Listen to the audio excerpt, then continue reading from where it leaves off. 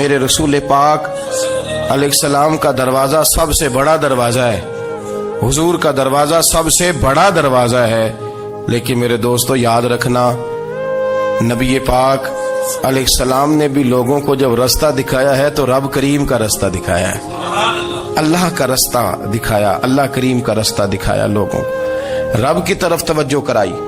میرے رسول کریم سید عالم صلی اللہ تعالی علیہ وسلم نے لوگوں کی اللہ کی جانب توجہ کرائی اور لوگوں سے یہ کہا کہ وہ اپنے رب کریم کی جانب اپنا ذہن رکھیں، اپنی توجہ اپنے اللہ کی جانب مبذول کریں۔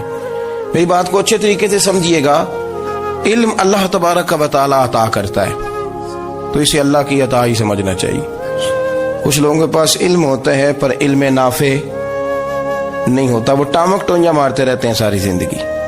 علم کو اللہ کی عطا سمجھیں، اپنی عقل پر اپنے شعور پر زیادہ بھروسہ نہ سمجھیں، نظر اللہ پہ رکھیں۔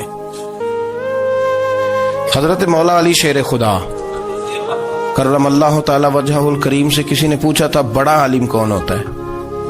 ہمارے ہاں تو اب وہ والے عالم پائے جاتے ہیں نا اللہ ماشاءاللہ، جو ممبر پہ بیٹھتے ہیں تو دعوے ہی دعوے ہیں، ممبر پہ بیٹھتے ہیں تو دعوے ہی دعوے ہیں، اس طرح کے عالم ہمارے ہاں پائے جاتے ہیں، وہ ہر بات میں دعویٰ کرتے ہیں، میں یہ کر دوں گا، میں وہ کر دوں گا۔ یہ مزاج علماء کا نہیں۔ حضرت علی المرتضیٰ سے کسی نے پوچھا بڑا عالم کون ہوتا ہے؟ فرمایا بڑا عالم وہ ہوتا ہے کہ جسے مسئلے کا پتہ نہ ہو تو وہ کہہ دے مجھے نہیں پتا، میں پتہ کر کے بتاؤں گا، غلط بات بیان نہ کرے۔ امام مالک سے کسی نے کوئی مسئلہ پوچھا تو آپ فرمانے لگے مجھے اس سوال کا جواب نہیں آتا، ہمارے بزرگ سمجھاتے کیا ہے؟ وہ کہنے لگا آپ اتنے بڑے امام ہیں تو اس سوال کا جواب نہیں آتا۔ فرمانے لگے اگر مجھے ہر سوال کا جواب آتا پھر تو میں خدا ہوتا، مجھے ہر سوال کا جواب نہیں آتا، مجھے تو اتنا آتا ہے جتنا میرے رب نے مجھے عطا کر دیا ہے۔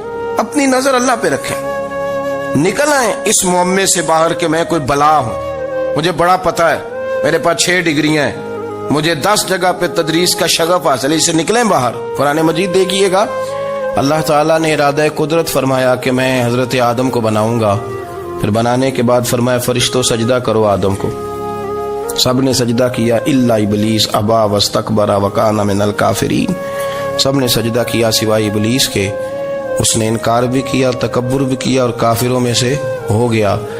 تو یہ جب اللہ تعالیٰ نے سجدہ کرایا تو کیسے کرایا؟ اللہ تبارک و تعالیٰ نے نا حضرت آدم کو علم سکھایا خود، وعلم آدم الاسماء کلہا، خود اللہ فرماتے ہیں کہ میں نے جناب آدم علیہ السلام کو تمام اشیاء کے نام سکھائے، سب اشیاء کے نام سکھائے۔ تو وہ چیزیں پھر میں نے نا، اللہ فرماتے ہیں میں نے فرشتوں پہ پیش کی، میں نے کہا کہ بتاؤ ان کے نام کیا ہے، تو فرشتوں نے جو جواب دیا وہ سمجھنے والا ہے۔ اللہ نے چونکہ خود علم سکھایا تھا حضرت آدم کو، جناب آدم سکھایا تھا لیکن فرشتوں کو نہیں سکھایا تھا، تو اللہ کریم نے فرمایا فرشتوں اب یہ بتاؤ ان چیزوں کے نام کیا ہیں؟ تو فرشتے کیا کہتے ہیں؟ فرشتے عرض کرتے ہیں قالوا سبحانک لا علم لنا۔ آپ کبھی یقین کریں اس چیز کی لذت لیں تو مزہ آ جائے۔ کہا قالوا سبحانک، کہنے لگے تو پاک ہے، قالوا سبحانک، کہنے لگے تو بھئی آدم علیہ السلام کو نام سکھا لیے، پھر فرشتوں کے سامنے وہ چیزیں پیش کر کے کہا ان چیزوں کے نام بتاؤ، تو فرشتے کیا کہتے ہیں؟ کہتے ہیں قالوا سبحانک، تو پاک ہے، لا علم لنا، ہمارے پاس کوئی علم نہیں، الا ما علمتنا، ہمیں تو اتنا پتہ ہے جتنا تو نے ہمیں سکھا دیا ہے، ہمیں تو اتنا پتہ ہے جتنا تو نے ہمیں، لا علم لنا، ہمارے پاس کوئی علم نہیں ہے، اتنا ہی پتہ ہے جتنا تو نے ہمیں سکھا دیا ہے، اس سے زیادہ ہمارے پاس علم۔ اور یہ کیوں تو نے ہمیں جتنا سکھایا اتنا پتہ ہے؟ فرشتے یہ نہیں کہتے یا اللہ تو زیادہ سکھا، آدم کو دیا تو ہمیں بھی دے، یہ نہیں فرمایا، فرمایا انک انت العلیم الحکیم، اے اللہ تو علم والا بھی ہے اور حکمت والا بھی ہے، تجھے پتہ ہے کس کو کتنا دینا ہے، جتنا تو نے مناسب سمجھا جناب آدم کو دیا اور جتنا تو نے بہتر سمجھا وہ تو نے ہمیں عطا فرمایا۔ تو اگر آپ کے پاس علم ہے، کہیں نالج ہے، اس کو اللہ کی عطا سمجھے۔ ہمارے ہاں بہت سارے لوگ بن کے بیٹھ جاتے ہیں، میں اکثر کہتا ہوں کہ پھر وہ دعوے کرتے ہیں میرے علاقے والے جاہل ہیں، میرے شہر والے جاہل ہیں، میرے خاندان والے پڑھے نہیں، یہ آپ کا دعویٰ ہے، یہ آپ کو خراب کر دے گا۔ ہم نے بہت سارے ایسے لوگ دیکھے جو بہت بڑے عالم تھے، لیکن اللہ جب لینے پہ آیا تو عقل ہی لے گیا، شعور ہی چلا گیا، حافظے ختم ہو گئے۔ آپ دیکھتے ہیں بڑھاپے میں کچھ لوگ ایسے ہوتے ہیں کہ جن کو یہ بھی یاد نہیں رہتا کہ میرا نام کیا ہے، میں کہاں ہوں، مجھے کدھر جانا ہے۔ تو اس وقت سے اللہ کی پناہ مانگیں اور اپنی نظر اپنے رب کریم کی جانب رکھیں، اللہ کی جانب اپنی نظر کو مبذول رکھیں۔ دوسری بات، علم کے بعد ایک چیز آتی ہے جس کا نام ہے ہدایت، جس کا نام ہے تقوی، جس کا نام ہے پرہیزگاری، جس کا نام ہے عمل، عبادت، ریاضت۔ یہ بھی اسی وقت ہی نصیب ہوتی ہے جب میرا رب کریم نصیب فرما دیتا ہے۔ ہم نے نا نیکی کا اپنا اپنا سٹیٹس بنا لیا ہے، اپنا اپنا معیار بنا لیا ہے۔ کچھ لوگ کہتے ہیں کہ جناب مسجد میں سیمٹ کا توڑا دینے سے بہتر ہے کسی غریب کو آٹے کا تھیلا دے دو۔ اب اس نے اپنا مزاج بنا لیا نا نیکی کا، اس نے اپنا سٹیٹس بنا لیا۔ میرا یہ سوال ہے کہ نبی پاک صلی اللہ تعالی علیہ وسلم جب مدینہ شریف آئے تھے تو حضور نے سب سے پہلے غریبوں میں آٹا تقسیم کیا تھا کہ سب سے پہلے مسجد بنائی تھی؟ کیا عجیب لوگوں کا رنگ ہے، اپنی مرضی کی ہدایت، اپنی مرضی کا تقوی، اپنی مرضی کا معیار۔ مسجد کوئی بڑا چھوٹا خطیب بھی میری طرح کا ہو نا تو وہ مسجد میں بیٹھ کے جب نبی پاک کی بات کرتا ہے تو کہتا ہے میرے رسول پاک غریبوں کا سہارا بن کے آئے۔ وہ غریبوں کی بات کرتا ہے، مسکینوں کی، لاچاروں کی، کمزوروں کی بات۔ تو مسجد ہی تو وہ ادارہ ہے جہاں سے غریبوں کی بات ہو رہی۔ تو اب لوگوں نے غریب کو اور مسجد کو لڑانا شروع کر دیا، اس کو لڑاؤ کہ مسجد میں پیسے دینے سے بہتر ہے آپ غریب کو آٹے کا تھیلا دے دیں۔ آپ یہ کیوں نہیں کہتے کہ مسجد میں بھی آپ توڑا دیں ایک سیمٹ کا اور ساتھ غریب کو بھی خدمت کریں؟ یہ کیوں نہیں تقویٰ؟ اپنی اپنی مرضی کا مزاج، اپنی اپنی۔ کچھ لوگ کہتے ہیں چھوڑو جی، ساری زندگی انسان نماز پڑھتا رہے اور پھر گالیاں بھی دیتا رہے، بندہ داڑھی بھی رکھ لے اور جھوٹ بولنا بھی نہ چھوڑے۔ تو یہ آپ نے اپنے پاس سے تقوی کا معیار بنایا۔ گالی دینے کا گناہ ہے اور داڑھی رکھنے کا ثواب ہے۔ تو اگر آپ داڑھی رکھے ہوئے ہیں اور آپ کوئی غلطی کر رہے ہیں تو اس سے آپ کی داڑھی کا ثواب ختم، اللہ کرے آپ کو سمجھ آئے میری بات۔ آپ کوئی غلطی کر رہے ہیں، داڑھی کا ثواب اس سے ختم، وہ اپنی جگہ پہ قائم ہے چیز۔ اپنی مرضی کا کیوں تقوی کا معیار بناتے ہیں؟ تقوی کا مزاج اپنی مرضی کا نہ بناؤ۔ اللہ کی بارگاہ سے دعا مانگو کہ یا اللہ ہمیں ہدایت کا نور عطا فرما، اللہ تو ہمیں رستہ دکھا، تو بتا کہ ہدایت کیا ہے۔ تو رب فرماتا ہے اللہ ولی الذین آمنوا، اللہ مومنوں کا مددگار ہے، یخرجہم من الظلمات الی النور، وہ انہیں اندھیروں سے نکالتا ہے اور نور کی طرف روشنی عطا فرماتا ہے۔ اندھیروں سے نور کی طرف اللہ لاتا ہے۔ اللہ ولی، اللہ مومنوں کا ولی ہے، وہ انہیں اندھیروں سے نور کی طرف نکالتا ہے۔ ہدایت ہمیشہ اللہ کی طرف سے سمجھے۔ جب وہ نماز کی توفیق دیتا ہے تو اپنے فضل سے دیتا ہے، جب وہ ذکر کی توفیق دیتا ہے تو اپنے فضل سے۔ ہم سمجھتے ہو جی فلانا نہیں پڑھ رہا بڑا بیوقوف ہے، فلانا نہیں پڑھ رہا، تو تم کیا اپنی عقل کے طور پہ پڑھ رہا ہے؟ میں جی اللہ کے فضل سے 2 سپارے پڑھتا ہوں، تو کس پہ احسان کرتے تو 2 سپارے پڑھ کے رویا کر کہ اگر مالک تو بڑا قریب نہیں۔ بڑے لوگ ہیں جن کو پورا قرآن حفظ ہے پر انہیں پڑھنے کی توفیق نہیں، تو انہیں فضل کیا اور مجھے توفیق دے دی ہے پڑھنے۔ رویا کر، پڑھ کے رویا کر، راتی ساری کر کر زاری، وہ نیند اکھاں تھی توندے تے فجرے اوہی گناہگار کہاون سب تو نیوے ہوندے۔ مہربانی کریں، ڈریں، نیکی کریں تو پھر ڈریں، پھر احساس پیدا کریں، پھر اپنے اندر وہ کمزوری لائیں کہ توبہ توبہ مجھے تو پتہ ہی نہیں، تو جانتا ہی نہیں۔ حضرت سیدنا امام اعظم ابو حنیفہ رحمت اللہ تعالی علیہ کے ساتھ ایک شخص کہتا میں نے نماز پڑھی، تو عشاء کی نماز تھی۔ یہ جو لوگ بڑے ہوتے ہیں نا، ان کے پیار کرنے والے بڑے ہوتے ہیں، ان کے گرد خوف بھی بڑا ہی ہوتا ہے، انہیں بڑا ڈر لگتا ہے، بڑی بعض اوقات آزمائش ہوتی ہے ان کی۔ عشاء کی نماز کہتے پڑھی تو امام صاحب نے نا عشاء کی نماز میں تلاوت کی آیتیں فَمَن يَعْمَلْ مِثْقَالَ ذَرَّةٍ خَيْرًا يَرَهُ وَمَن يَعْمَلْ مِثْقَالَ ذَرَّةٍ شَرًّا يَرَهُ، فرمایا جو ذرہ برابر خیر کرے گا وہ بھی قیامت میں دیکھے گا، اور جو ذرہ برابر شر کرے گا وہ بھی قیامت میں اس شر کو دیکھے گا اس کے سامنے آئے گا. تو وہ شخص کہتا ہے کہ سارے لوگ نماز پڑھ کے چلے گئے تو امام صاحب رحمت اللہ علیہ نے اپنی داڑھی پکڑی رو رہے ہیں. کہتے ہیں وہ ذرہ برابر نیکی کا بدلہ دینے والے، وہ ذرہ برابر شر پہ سزا دینے والے میری سفید داڑھی کو دیکھ. مالک میرے ذرے ذرے سامنے نہ لانا، لوگ تو میری بڑی قدر کرتے ہیں دنیا، میں تو بڑا پہچانا جاتا ہوں، لوگ تو میری راہوں میں پھول لیے کھڑے ہوتے ہیں، مجھے بڑا نوازتے ہیں. قیامت میں رسوا نہ کر دینا، میرے لیے مشکل ہو جائے گی. وہ کہتے ہیں میں نے امام صاحب کا درد دیکھا، مجھے کوئی کام تھا تو میں چلا گیا. میں نے کہا کہ وہ اس وقت اللہ کے حضور حاضر ہیں تو میں دوبارہ آؤں گا. کہتے ہیں میں تہجد کا وقت آیا تو امام صاحب وہیں بیٹھے تھے اور ان کی داڑھی آنسوؤں سے بھری ہوئی تھی اور زور سے داڑھی پکڑی ہوئی. کہنے لگے مالک رسوا نہ کر دیں، قیامت میں رسوا نہ کر دیں. یار جو ہدایت یافتہ لوگ تھے وہ تو ڈرے ہوئے تھے، وہ تو سہمے ہوئے تھے، وہ تو کہتے تھے یہ اس کا فضل نہیں، اس نے بلا لیا، یہ اس کا کرم نہیں. حضرت بایزید بستامی کسی کافر کو دیکھتے تو رو پڑتے، کہتے مالک تو کتنا قریب ہے، یہ بے ایمان رہ گیا، تو نے اپنے فضل سے مجھے اپنے نبی کا غلام بنا لیا. وہ رو پڑتے. یہاں تو لوگوں کا دعویٰ ہی بڑا ہے. نمازی اللہ خیر فرمائے وہ تو دوسروں کو گھورتا ہے، وہ کہتا ہے جنت کا میں مالک ہوں، کنجیاں میرے پاس ہیں، میں کسی اور کو گھسنے نہیں دوں گا. اور اگر 2-3 حج کر لے تو پھر تو وہ کہتا ہے کہ اب میرے سے پوچھ کے لوگ جنت میں جائیں گے معاذ اللہ. اور اگر وہ 2 4 5 7 دفعہ کوئی نفل پڑھ لے تو پھر وہ کہتا ہے چھوڑیں جی سارے لوگ بے عمل ہیں، میں اکیلا نیک ہوں. نہ ایسا کریں، اپنی توجہ اپنے رب پہ رکھیں، اپنی توجہ اپنے معین الملت والدین، عطا رسول، ہند الولی، غریب نواز، خواجہ معین الدین چشتی، حضرت خواجہ اجمیر، شاہ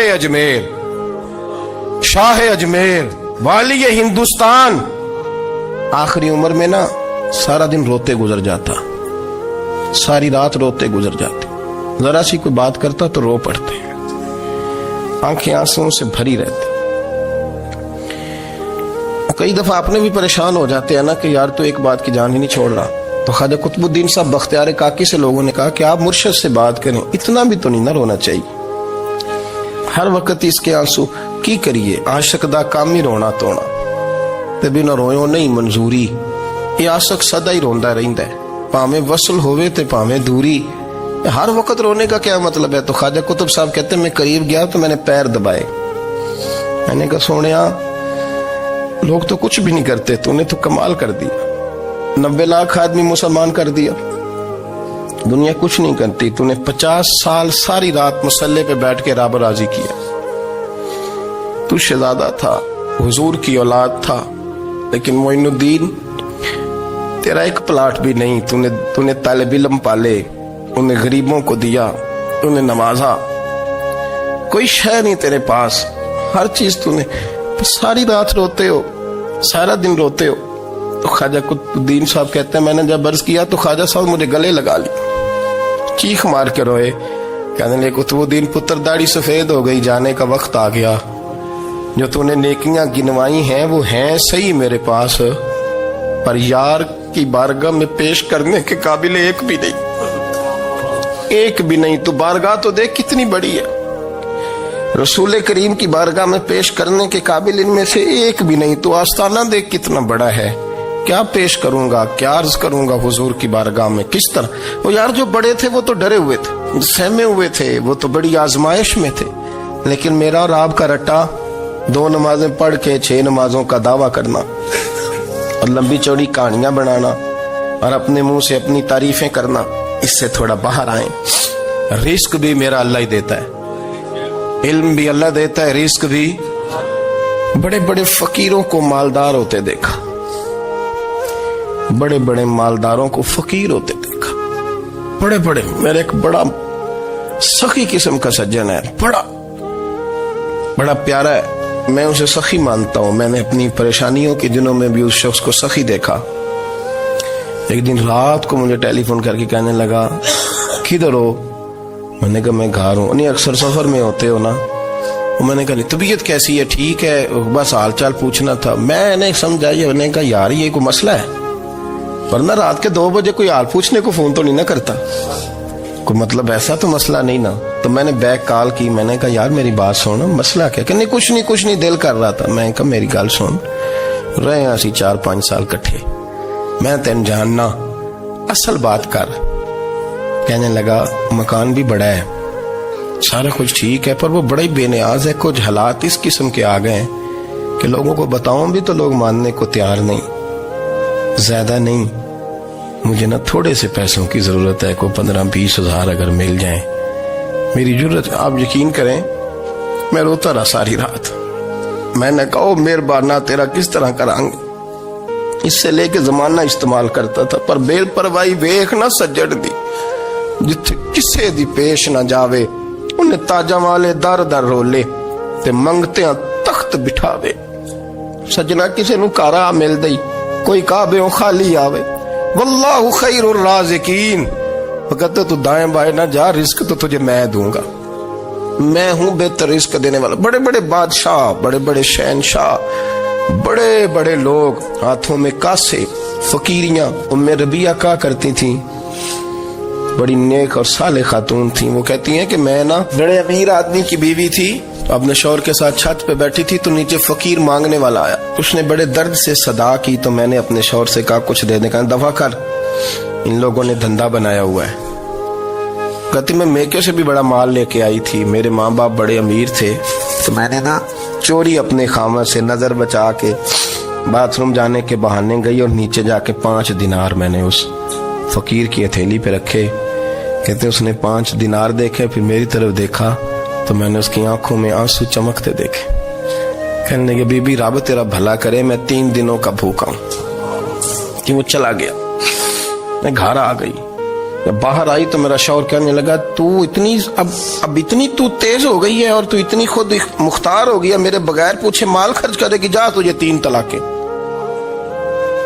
कहती मैं बालदार और वजादार बाप की बेटी थी, तलाक लेके घर आई तो मेरा बाप टूट गया, चारपाई पे चला गया। ओहो ये क्या बन गया। कहती बड़ी तकलीफ रही। 1-2 साल के बाद मेरे अब्बा ने मेरी शादी कर दी। अब जिस शौहर के पास गई वो बड़ा नेक था, परहेजगार था, अल्लाह ने बेहतरीन सिला दिया। कहती छत पे बैठी थी, दरवाजे पे फकीर आया, मैंने शौहर से कहा कुछ दे दूं।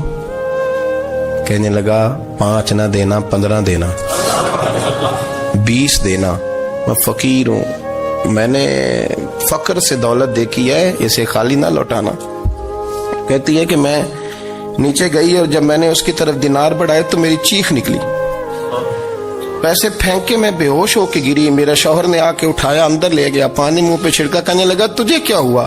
कहने लगे ये जो मांगने आया ये मेरा पहला शौहर था, वही था जो कहता था कि तू 5 दिनार दे आइए, जा तुझे 3 तलाकें। पढ़ो ना हदीस पाक, मेरे नबी पाक अलैहिस्सलाम ने फरमाया एक बंदा गंजा था। गंजा कोई तरतीब आगे पीछे हो जाए तो मफहूम के लिहाज से, लेकिन मैं मफहूम उसका वाज़े करता हूँ। एक गंजा था, कोई शय नहीं थी, सर पे बाल भी नहीं थे, रोया करता था। अल्लाह ताला ने फरिश्ते को भेजा, तुझे क्या चाहिए? तो कहने लगा बाल आ जाए और थोड़ा माल आ जाए। फरिश्ते ने हाथ फेरा तो बाल भी आ गए, तो बकरियां भी आ गईं, लाइनें लग गईं, माल ही माल हो गया। दूसरे के पास गया, वो कोड़ा था, उसको जाके कहा क्या चाहिए? कहने लगा शिफा हो जाए और कुछ अल्लाह ताला आसानी कर दे। शिफा भी हो गई, गायें भी दे दी, भैंसें भी दे दी, माल ही माल हो। फिर एक के पास गया, वो अंधा था, तुझे क्या चाहिए? उसने कहा आंखें मिलने और कुछ साथ अल्लाह माल दे दे। ऊंट ही ऊंट हो गए। जब बड़ा नवाज दिया तो फिर मालिक ने इम्तिहान लेने का इरादा किया।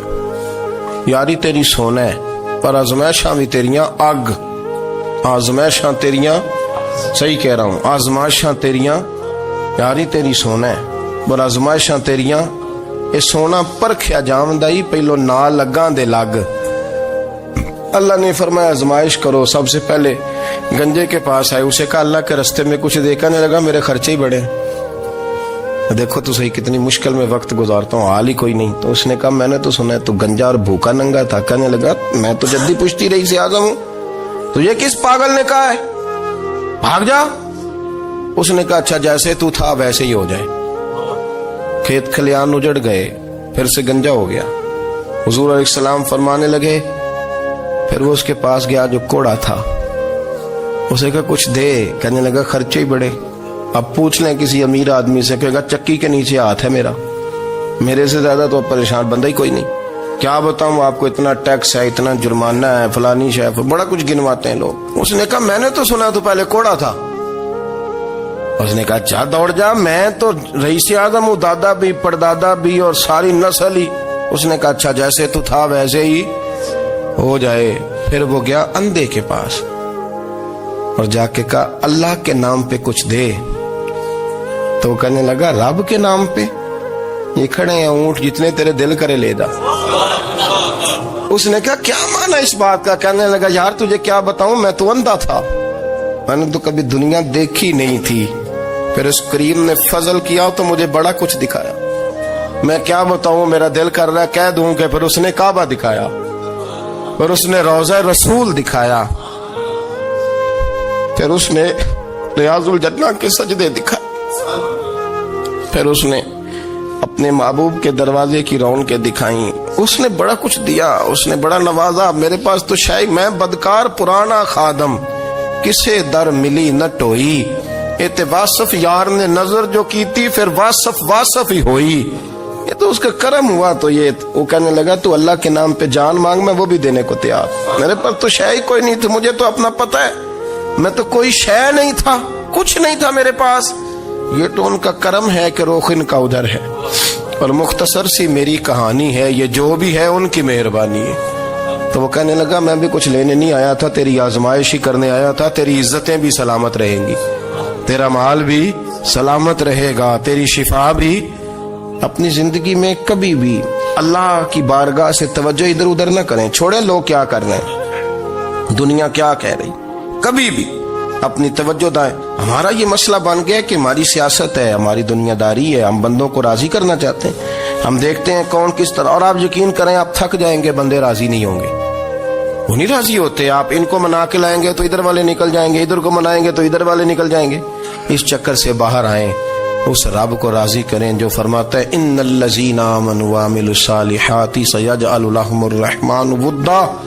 فرمایا تو ایمان لانے کے بعد نیک عمل کر، میں لوگوں کے دلوں میں تیری محبت پیدا کر دوں گا۔ رحمان لوگوں کے دلوں میں محبت ڈال دے گا، اللہ لوگوں کے دلوں میں۔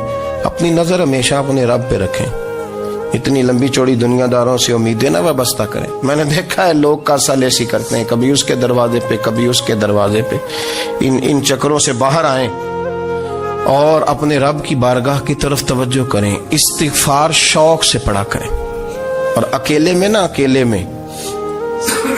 حضرت رئیس المتکلمین مولانا نقی علی خان صاحب رحمۃ اللہ نے لکھا ہے کہ فرعون 500 سال حکومت کر گیا، یہاں تو 5 سال کی حکومت کی پیر لڑکھڑاتے ہیں، 500 سال۔ فرماتے اصل وجہ یہ تھی کہ دنیا جب سو جاتی تھی نا تو اوپر چادر لے کے تو مصلے پہ بیٹھ جاتا تھا اور ہاتھ باندھ کے کہتا تھا رب تو ہی ہے، میرا پردہ نہ کھولنا، مالک تو ہی ہے، کرم نوازی کرنا، میری پکڑ نہ کرنا۔ وہ بے ایمان ہو کے اگر 500 سال ہاتھ باندھے تو گزارا کر لیتا ہے، تو ایماندار ہے۔ پر مسئلہ یہ ہے کہ تو رات کو بکل مار کے ہاتھ نہیں نہ باندھتا، تو منت نہیں کرتا، تو استغفار نہیں کرتا۔ توبہ کریں تو بچے رہیں۔ وہ اتنی لمبی حکومت کر گیا چونکہ رات کو کہتا تھا مالک رب تو ہی ہے، لیکن مہربانی فرما، میری پکڑ نہ فرمایا تو اللہ نے تو اس کو مہلت دے دی۔